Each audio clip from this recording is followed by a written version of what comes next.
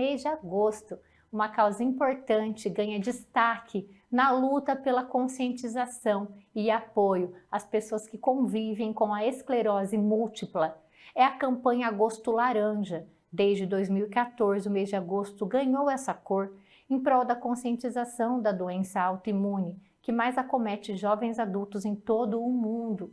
O Agosto Laranja foi criada pela AME, Amigos Múltiplos pela Esclerose, com o objetivo de ser um movimento coletivo para desmistificar essa condição crônica da doença e fomentar o diagnóstico precoce, mais qualidade de vida, acolhimento, respeito e dignidade para quem convive com a patologia.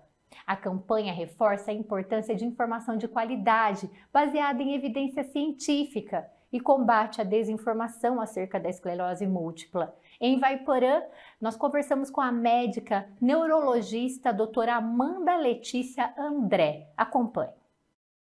Nós estamos na campanha Agosto Laranja, que tem como objetivo conscientizar sobre a esclerose múltipla, que é uma doença autoimune crônica que afeta o sistema nervoso central. O que é, na verdade, a esclerose múltipla e por que ela acontece? Quais são as causas desta condição, desta doença? A esclerose múltipla é uma doença neurológica, inflamatória crônica e desmielinizante, que é o termo que nós usamos, mas uma das doenças mais prevalentes, tá? O termo desmielinizante remete justamente à fisiopatologia, à origem da doença. Então, através de fatores genéticos e alguns fatores ambientais, incluindo a exposição ao tabagismo, deficiência de vitamina D, infecção pelo vírus Epstein-Barr, e os fatores genéticos contando aí com alterações no sistema imunológico e, em alguns casos, a herança mesmo de paternidade e maternidade, gera uma resposta autoimune em que o nosso próprio corpo gera doença, inflamando ali uma região conhecida como bainha de mielina, que nada mais é do que uma proteção ali numa outra área chamada axônio, que faz parte do neurônio, uma célula do sistema nervoso central, que faz a propagação dos impulsos nervosos do sistema nervoso central, do cérebro, para as demais partes do corpo.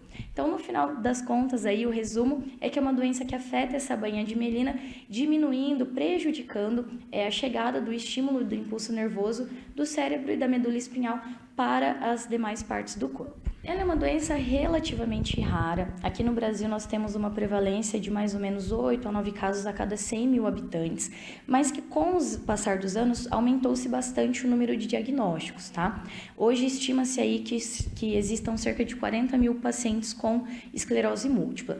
A grande importância da doença e de se falar da doença e do mês da conscientização é que ela é uma doença que pode ter um potencial incapacitante, então prejudica muito a qualidade de vida do paciente, pode causar prejuízos, sequelas que tiram ele do mercado de trabalho, prejudicam deambulação, convívio com outras pessoas, então aí se dá a importância dela. Então a doença ela envolve o sistema nervoso central, o cérebro e a medula espinal. As manifestações elas surgem de acordo com o local de acometimento.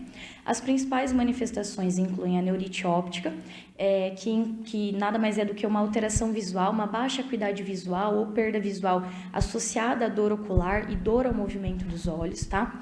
Alterações motoras como fraqueza, paresias, alterações sensitivas também, formigamentos, alteração de sensibilidade, dor neuropática como musculoesquelética, tontura, instabilidade, visão dupla e também fadiga, alterações emocionais, então de cunho psiquiátrico mesmo, transtorno de humor e por último nós também podemos observar distúrbios esfincterianos, então constipação ou incontinência urinária e alguns outros sintomas que são mais relativos aí de paciente para paciente. O diagnóstico é feito por um profissional neurologista, nós incluímos em alguns critérios de acordo com a clínica do paciente, a epidemiologia, então por exemplo, é mais comum em mulheres em idade mais de adultos jovens, entre 20 e 40 anos, junto com a clínica e uma anamnese bem feita, o exame de imagem, que é a ressonância, exame indicado, muitas vezes a coleta do líquor, tá? Em alguns casos o uso de potenciais evocados. Nós tivemos bastante avanço aí no tratamento. Ela é uma doença que infelizmente não tem cura, então ela tem uma progressão ao longo dos anos, mas nós temos várias terapias hoje que são modificadoras de doença, que nós chamamos. Então são medicamentos que agem diretamente no sistema imunológico, muitas vezes deprimem esse sistema imunológico para diminuir diminuir essa reação inflamatória, incluindo aí os anticorpos monoclonais e os imunomoduladores, e nós usamos esse tratamento justamente para diminuir a taxa de surtos dos pacientes, ou seja, taxas de novas lesões, de novas manifestações, e com isso proporcionar uma melhora da qualidade de vida.